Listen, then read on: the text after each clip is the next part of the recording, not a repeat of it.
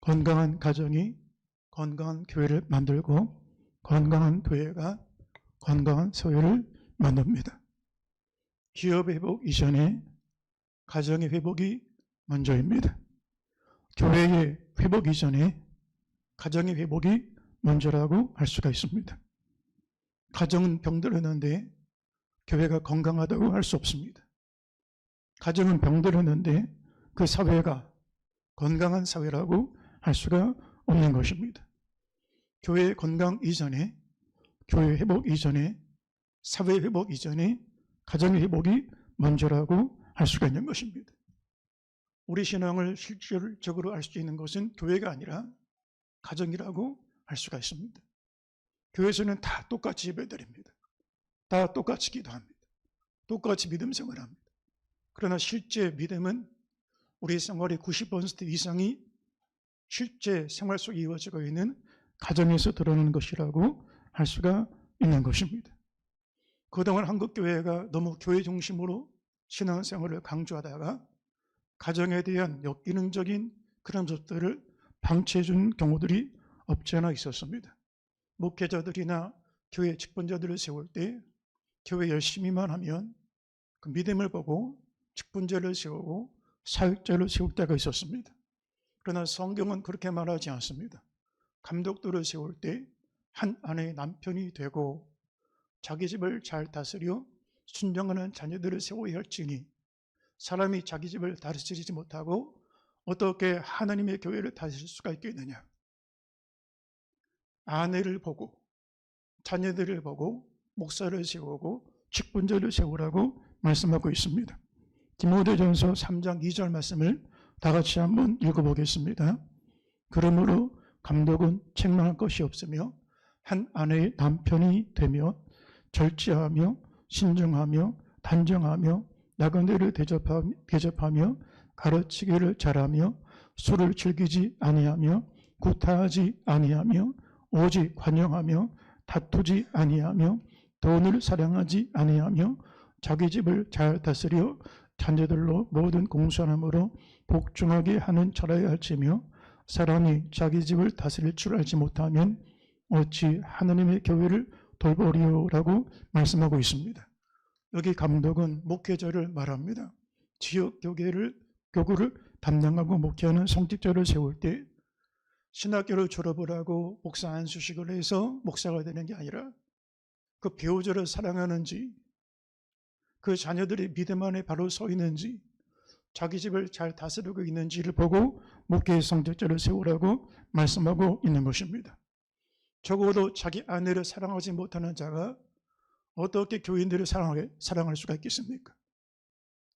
자기 아내를 품지 못하는 자가 어떻게 교인들을 품을 수가 있겠습니까? 그것은 다 거짓이고 허위고 외식이라는 것입니다.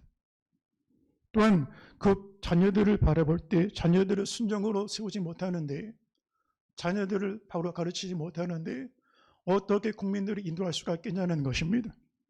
그러므로 목회 성직자를 세울 때 일 열심히 한다고 신학적인 지식이 있다고 안수받았다고 목사고시 패스했다고 해서 목회자를 세우지 말고 가정의 거룩관을 보고 가정이 바로 서 있는가를 보고 목회자를 세우라고 말씀하고 있는 것입니다. 교회만 그런 것이 아닙니다. 우리 사회 지도자도 마찬가지라고 할 수가 있습니다. 우리 사회 대통령을 세울 때, 국회의원을 세울 때, 정차관들을 세울 때 그 중에 청문회를 거쳐야 되는 그런 공직자들이 있습니다.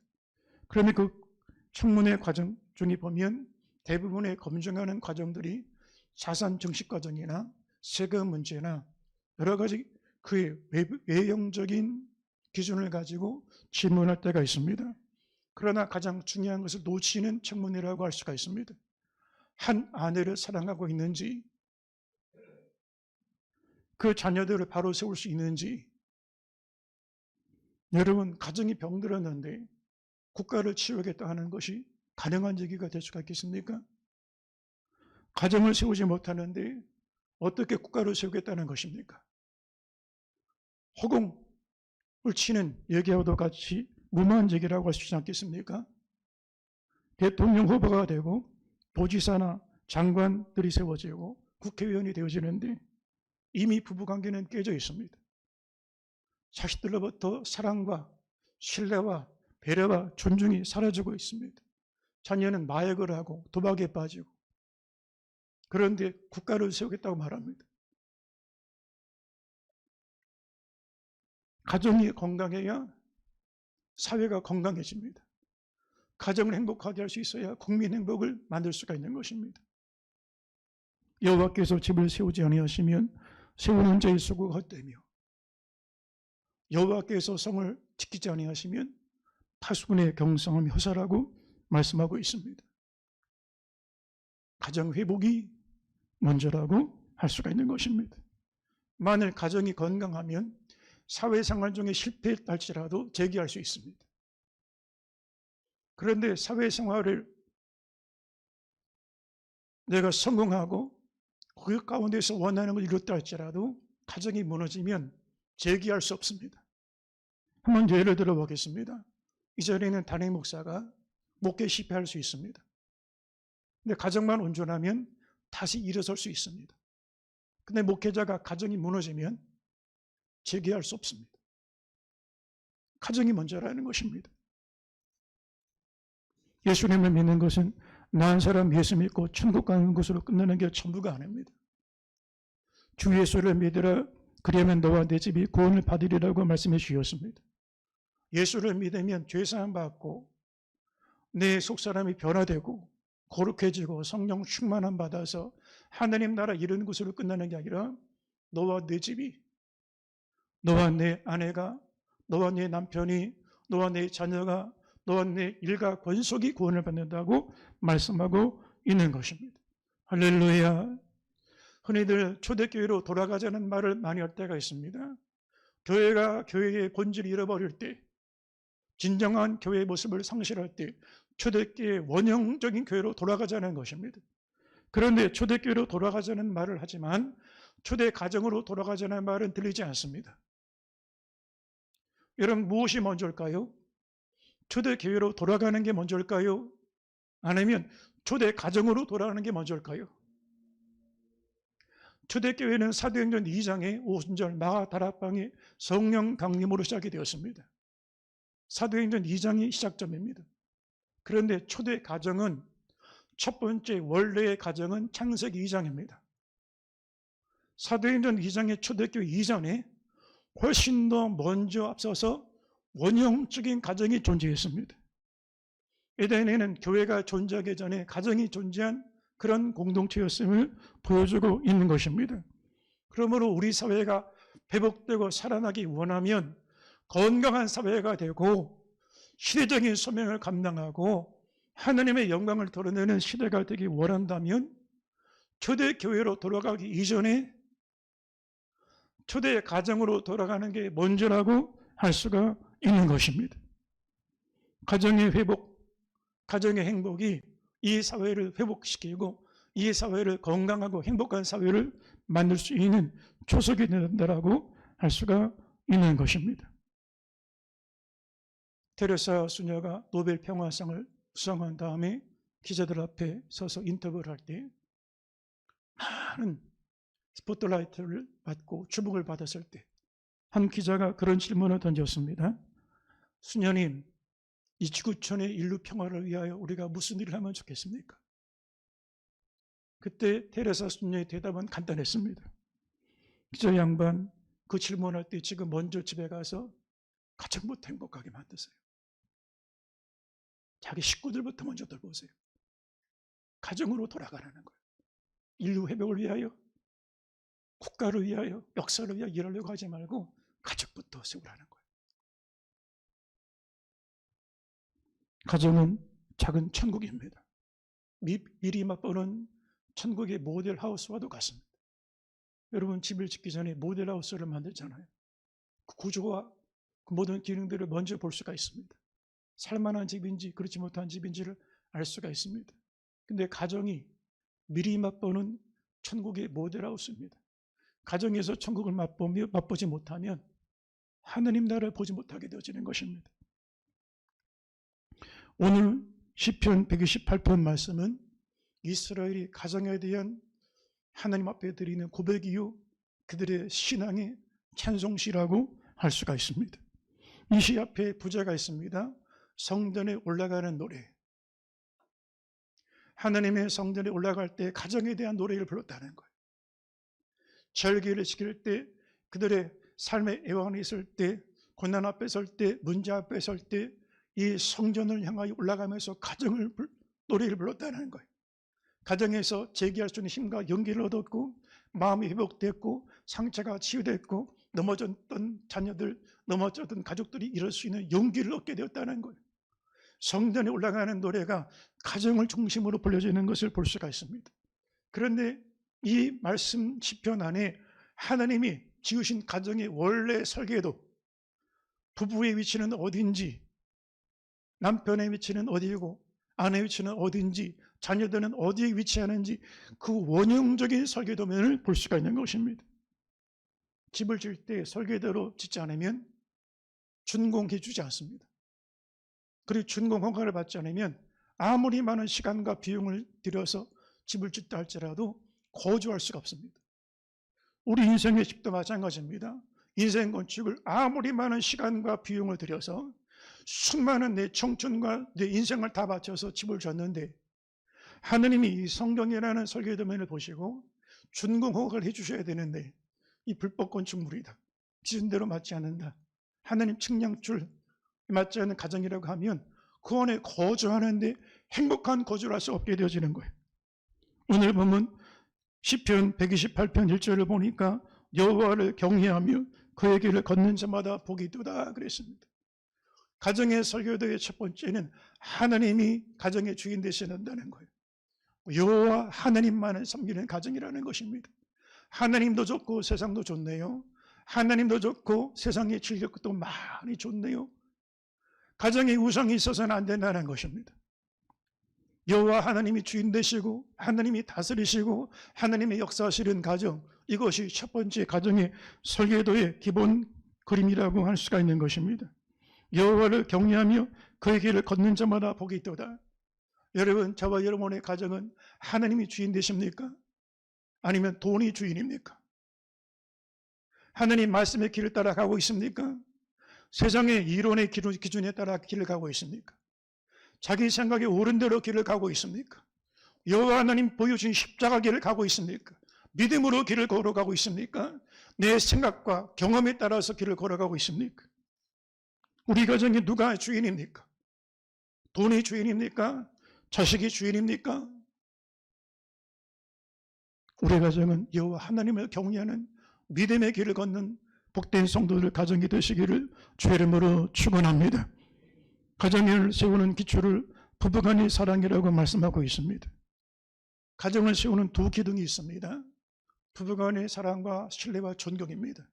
본문 3절을 보니까 내 집 안방에 있는 내 아내는 결실한 포도나무 같으며 그랬습니다. 남편은 남편의 위치가 있고 아내는 아내의 위치로 되돌아가야 된다는 것입니다. 죄가 무엇입니까? 위치에서 이탈하는 것입니다. 궤도를 이탈한 열차가 대형 사고를 만나는 것처럼 하나님 정해준 궤도를 가지 아니하고 그릇된 길, 다른 길로 가는 것이 바로 죄라고 할 수가 있습니다. 남편이 자기 위치에 있지 아니하고 아내가 자기 위치에 있지 않은 것, 부모가 자기 위치에 있지 아니하고 자녀가 자기 위치에 있지 않은 것, 이것이 죄 가운데 있는 가정이 깨어진 가정이라고 할 수가 있는 것입니다. 가정의 모든 관계의 출발은 부모도 아니고 자녀도 아닙니다. 부부입니다. 최초의 가정에는 부모가 없었습니다. 부모 이전에 부부가 먼저였습니다. 아담과 하와 사이의 부부라고 하는 가정은 자식보다 부부가 먼저고 부모보다 부부가 먼저임을 보여주고 있는 것입니다. 가정의 중심은 부부입니다. 부부가 행복해야 부모님들이 행복해지는 것입니다. 부부가 행복하지 않은데 부모님이 어떻게 행복할 수가 있습니까? 1만 가지 효도를 해도 그것은 진정한 효도가 되지 못하는 것입니다. 부부가 사랑해야 부모가 행복해질 수가 있는 것입니다. 부부간의 행복이 자녀들 행복이 되어집니다. 내가 자식들에게 학교 보내고 시집 보내고 장가 보내고 집 사주고 그러면 자식들이 행복할까요? 늘 항상 하는 얘기가 있지 않습니까? 하우스는 있는데 홈이 없다. 집은 비싼 집을 마련해서. 근데 가정에 따뜻한 이해와 배려와 용서와 존중과 섬김과 희생, 사랑과 관용이 없어요. 그냥 건물만 가지고 있는 거예요. 가정이 없는 거예요. 불행한 가정인 거예요. 그 불행한 가정에서 자식들은 마음껏의 상처와 증오와 쓴뿌리를 가지고 평생에 불행하게 살아가는 모습들을 볼 수가 있는 것입니다. 나는 자식들을 위하여 뼈빠지게 고생하고 일하고 자식들 뒷바라지 했다고 하는데 홈을 잃어버린 자식들을 만들어버리는 거예요. 안식처가 없어요. 인생의 방향 감각을 잃어버립니다. 가야 될 길을 잃어버립니다. 하나님 앞에 뜻을 정하고 마음을 정할 수 있는 곳이 없습니다. 그러니 죄 가운데 방황하는 자식들이 나오게 되어지는 것입니다. 모든 인간관계의 출발점은 부부입니다. 가정의 출발점은 부부가 먼저라고 할 수가 있는 것입니다. 우리 가정에 대한 통계를 보면 절반 이상이 이혼을 심각하게 생각한다. 그리고 3분의 2는 마음에 맞지 않으면 언제든지 이혼할 수 있다. 그런데 20대, 30대 이혼보다 앞으로는 노인 시대가 되면서부터 황혼 이혼이 많아진다는 거예요. 애들 다 학교 졸업시키고 장가 보내고 시집 다 보낸 다음에 그때 이혼하는 거예요. 왜요? 고칠 것이 없거든요. 그때 다 갈라서 버리는 거예요. 아이들을 보면 가정이 더 이상 나한테 따뜻하지 않다. 안정감을 준다. 그런 가정을 잃어버리고 산다는 거예요. 그리고 부모에 대한 설문을 조사해 보면 부모는 열심히 일하고 열심히 나를 위하여 뒷바라지 해줬는데 나는 부모를 존경하지 않는다. 실망한다. 그리고 오히려 부모를 배척한다고 말한다는 거예요. 이유가 뭘까? 기준점이 무너진 것입니다. 여러분, 중심이 이렇게 기울어져 있습니다. 우리나라 부모님들이 과다하게 자녀들을 향하여 희생적으로 교육시키고 자녀가 우상이 되는 가정들이 많습니다. 그러다 보니까 자식 뒷바라지하면서 배우자를 희생시켜버립니다. 배우자에 대한 관심과 배려를 저버리고 자식들에 대한 관심만 올인해서 살아가는 가정이 있습니다. 중심이 이렇게 기울어져 있는 것입니다. 언젠가 서울 외곽의 한 공사 현장에서 공사하다가 토막 공사를 하다가 그 옆에 있는 빌라가 이렇게 기울어져 버렸습니다. 그래가지고 살고 있는 고주민들을 다 소고시키고 거기 들어가지 못하게 만들어 버렸습니다. 여러분은 우리 집이 지금 이렇게 기울어졌는데 오늘 그 집에 들어가 살 수 있는 그런 자신감이 있습니까? 그런데 여러분, 보이는 건축물이 아니라 지금 관계라고 하는 건축물이 이렇게 기울어졌는데 그 집에서 어떻게 살 수가 있겠습니까? 거주 불가능한 가정이 되고 만 것입니다. 자식이 중심이면 기준이 이렇게 중심이 기울어져 버린 것입니다. 부모가 중심이 돼도 안 되는 것입니다. 부부 사이에는 부모도 간섭할 수가 없는 사이입니다. 부모도 개입할 수 없는 사이입니다. 한 몸이 된 사이입니다. 가장 중심입니다. 그럼 중심이 바로 서야 가정이 안전한 가정이 될 수 있다라고 할 수가 있는 것입니다. 자식을 위하여 부부관계까지 희생시키면서 만약에 가자식을 세웠다면 자식도 불행하고 부부도 불행해지는 것이라고 할 수가 있는 것입니다. 여러분, 자녀들이 행복하기를 원합니까? 100만 원짜리, 200만 원짜리 고액 가게 시켜주고 명품 옷 입혀주고 명품차를 사주는 게 자식 행복의 길이 아니라 부부간에 사랑하는 모습을 보이시기 바랍니다. 이해하고 존중하고 배려하는 모습을 보이시기 바랍니다. 부부가 서로 사랑하면 아이들이 정서적인 안정감을 받습니다. 그런데 부부가 서로 폭언을 하고 폭력을 행하고 관계가 깨지면 아이들은 명품집에서 명품차를 타고 살아도 구름 위에 떠는 것 같습니다. 발 디딜 힘이 없습니다. 안정감이 다 사라지는 거예요. 인생의 뿌리를 내릴 곳이 없습니다. 가정이 없는데 어디서 얘네들의 뿌리를 내릴 수가 있겠습니까?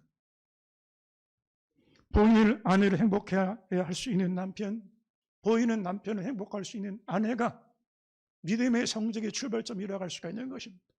사회에서 여러 가지 직분 감당할 수 있습니다. 사장이 되고 고위직이 되고 임원이 되고 여러 가지 직장에서 몸담고 살아갈 수 있습니다.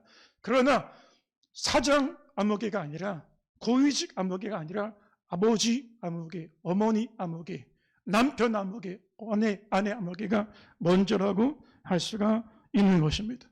사회적으로 화려한 이력서를 가지고 있을 수가 있습니다. 그러나 인생 이력서는 종이 한 장 가지고 되는 것 아닙니다. 어떻게 그 사람의 인품과 인생을 한 장 이 문장 가지고 설명할 수가 있겠습니까? 배우자의 얼굴이 그 사람의 인생 이력서입니다. 배우자의 얼굴에 주름이 생기고 상처가 생겼다면 나의 인생의 이력서가 바로 그 모습이라고 할 수가 있는 것입니다. 한 몸이니까 내 인생의 기록이 배우자의 모습 속에 나타난 것이라고 할 수가 있는 것입니다. 우리 사회에는 기독교인이지만 유교적으로 사는 가정들이 많습니다. 다중적인 종교 생활을 합니다.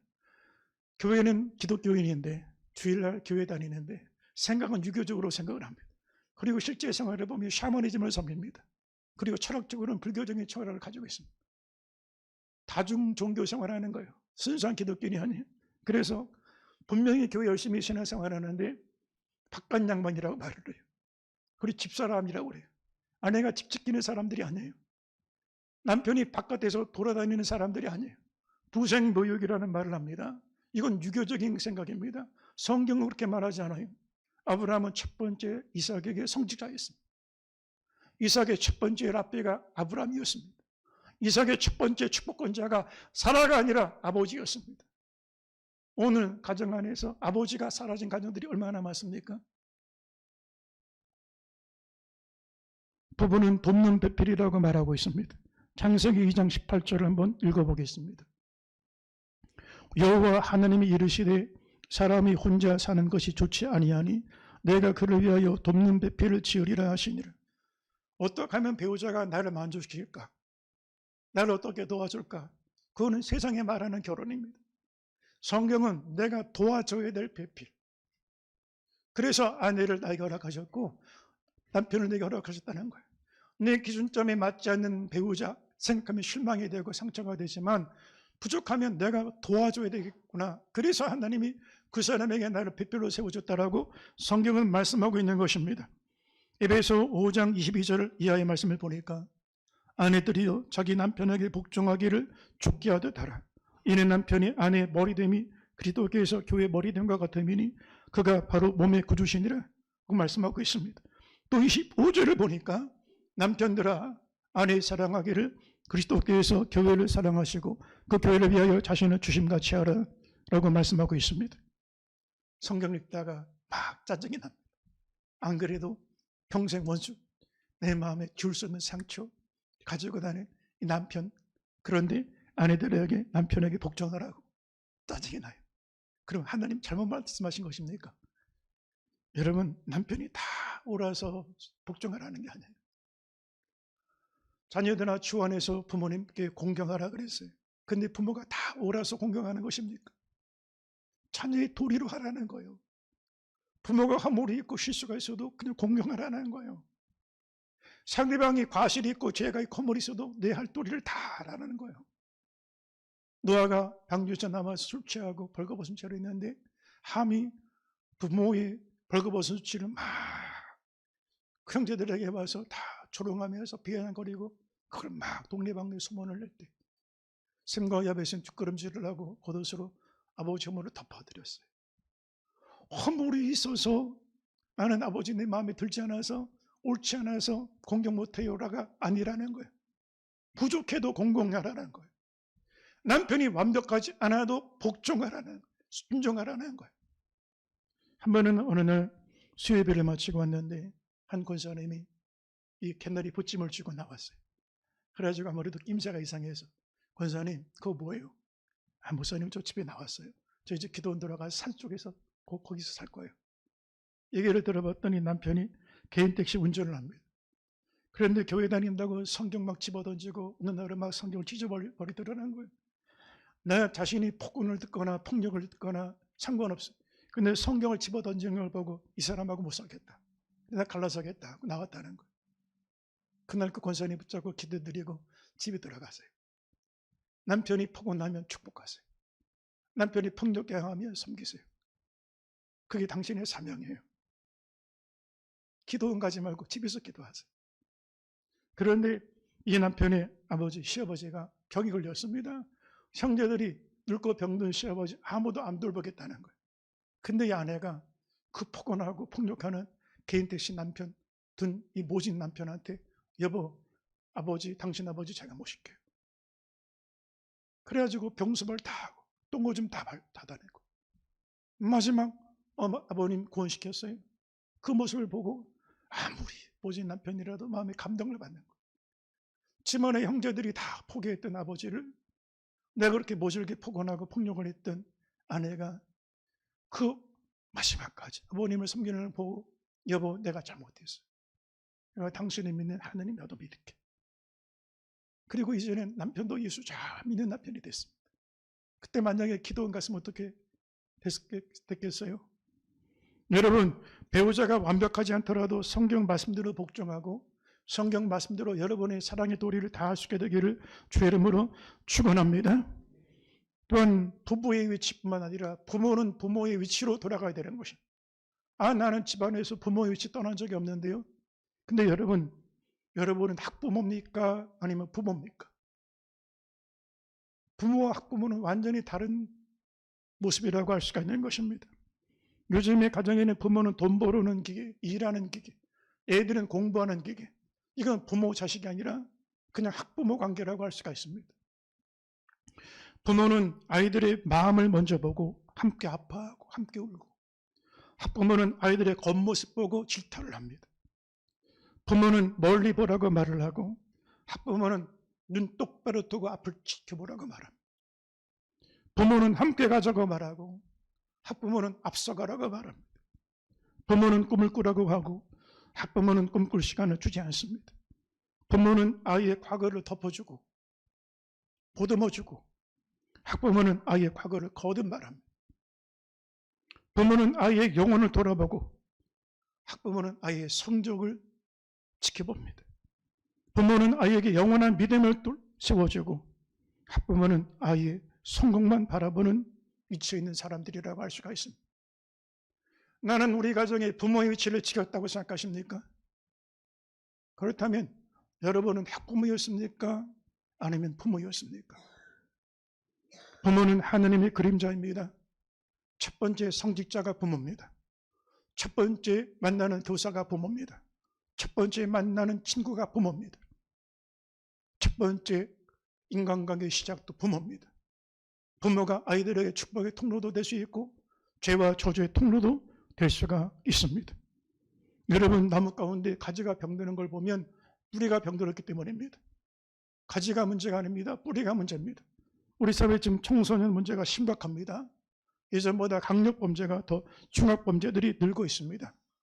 그런데 여러분, 청소년 문제의 뿌리는 아이들의 문제가 아니라 부모가 도사리는 것을 볼 수가 있는 것입니다. 교육 잘못시켜서라고 말합니다. 여러분, 공교의 위기를 말합니다. 사교육의 위기를 말합니다. 그러나 가정교육의 위기를 말하지 않습니다. 가족은 더 이상 교육의 현장이 되지 못하고 있습니다. 모세는 요괴에서 기도 소리를 듣고 신앙교육을 받아 40년 애국 공립대학에서 왕자의 신분으로 교육받은 그 세상의 교육의 힘을 이겨낼 수가 있었습니다. 신앙교육의 힘이 얼마나 위대한가를 보여주는 것이라고 할 수가 있는 것입니다. 지금 부모들이 자식들에게 이렇게 가르칩니다. 너 열심히 공부해. 너 공부 열심히 해서 성공해야지. 성공해서 남 주냐? 이게 얼마나 위험천만한 말들입니까? 애들을 뭘로 만드는 것입니까? 너 돈 벌고 성공해서 너만 위해서 살아가라고 만드는 것 아니에요? 무서운 괴물들을 만드는 교육을 하는 것 아닙니까? 아이들을 바벨론식 교육을 하는 것입니다. 성공이 우상이 되고 돈이 우상이 되는 교육을 만들었습니다. 높은 지위, 높이 올라가야 될 것 아니야. 무시받지 말아야 되잖아. 아수르 교육을 시켜버립니다. 애굽 교육을 시킵니다. 그러면 얘들이 가서 어떻게 되겠습니까? 부모를 알겠습니까? 이웃을 알겠습니까? 나눔과 섬김을 알겠습니까? 배려와 존중을 알겠습니까? 관용을 알겠습니까? 용서하고 희생하는 법을 알겠습니까? 자기만 아는 무슨 괴물들을 만지 알겠습니까? 우리 사회 지도자들이 실력이 없어서 이렇게 망가졌습니까? 지식이 없어서 이렇게 무너졌습니까? 교육의 중심은 부모의 기도의 무릎에서부터 시작되는 것이라고 할 수가 있는 것입니다. 여러분 드는 손이 세계를 움직이게 되어지는 것입니다. 한나의 기도가 사무엘을 세웠고 한 사람 사무엘을 통해 시대를 건져냈던 것처럼 저희 여러분의 가정이 신앙의 요람이 될 수 있게 되기를 주의 이름으로 축원합니다. 할렐루야. 또한 성경 말씀을 보니까 자녀는 자녀의 위치로 돌아가라고 말씀하고 있습니다. 오늘 보면 4절을 한번 보겠습니다. 내 식탁에 둘러앉은 자식들은 어린 감람나무 같으리로다. 여호와를 경외하는 자는 이같이 복을 얻으리로다라고 말씀하고 있습니다. 감람나무는 거기서 기름을 짭니다. 올리브나무 열매를 통하여 감람유를 짜고 거기서 또 한 번 걸러내서 마지막 성전에 등불을 지필 수 있는 거룩한 기름으로 사용합니다. 제사장의 기름을 부어 세울 때 이 감람유를 썼습니다. 성자들을 세울 때, 왕을 기름 부어 세울 때 감람유를 썼습니다.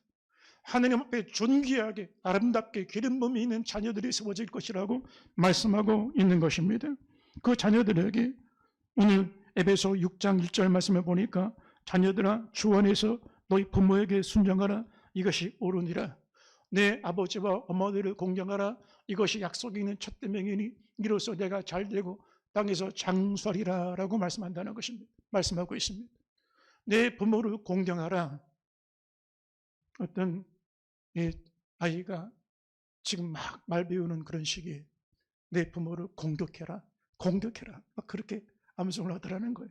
그래가지고 부모가 머리를 쥐박으면서 야 자식아, 부모님을 공경을 해야지 공격하라는 게 무슨 말이야. 부모님을 공경해야지. 그랬더니 얘가 이렇게 말하는 거예요. 그런데 아빠는 왜 할아버지 공격해 그러더래.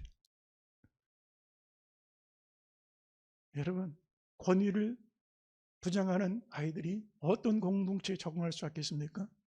요즘에는 학교에 교사들의 권위가 땅에 떨어졌습니다.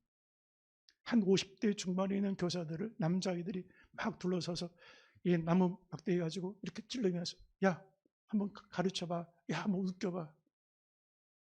경악을 금치 못하는 그런 뉴스들이 영상으로 막 보도됩니다.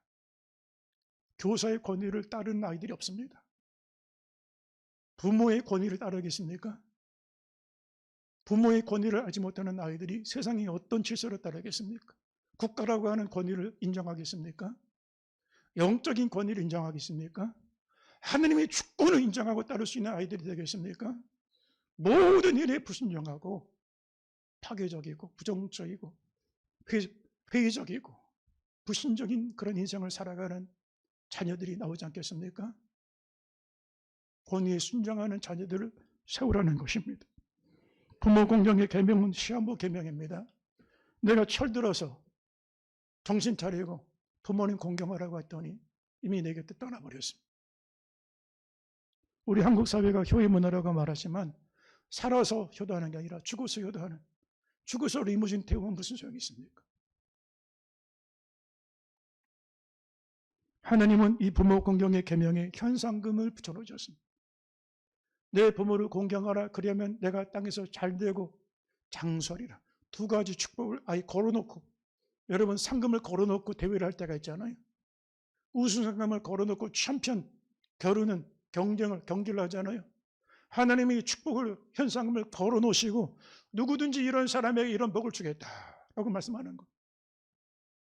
그럼에도 불구하고 이 축복의 주인공의 반열에 서지 못하는 사람들이 훨씬 많다는 거예요. 가정이 건강해야 교회가 건강해집니다. 교회가 건강해야 사회가 건강한 사회를 만들 수가 있습니다. 가정이 살아야 세상을 살릴 수가 있습니다. 이 자리에 있는 저와 여러분, 건강한 가정으로 돌아가시길 바랍니다. 초대 가정으로 돌아가 가정의 회복을 통하여 이 시대 하나님의 거룩한 뜻을 감당하는 믿음의 성도를 되시기를 주의 이름으로 축원합니다. 우리 함께 동성으로 기도하겠습니다.